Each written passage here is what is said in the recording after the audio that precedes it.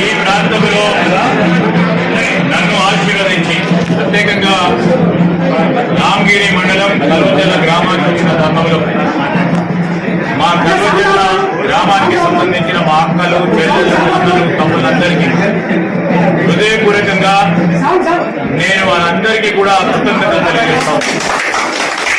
నాపై విశ్వాసం వచ్చి కాంగ్రెస్ పార్టీ పరంగా విశ్వాసం వచ్చి పెద్ద మెజారిటీతో ఈ గ్రామంలో మీరందరూ ఆశీర్వాదం ఇచ్చారు.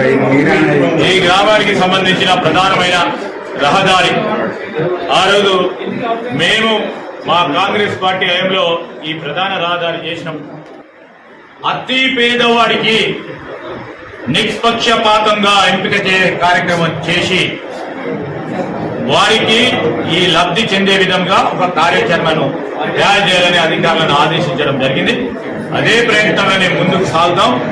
నేను ఈ రోజు మీ అందరికీ మనవి చేస్తా ఉన్నాను.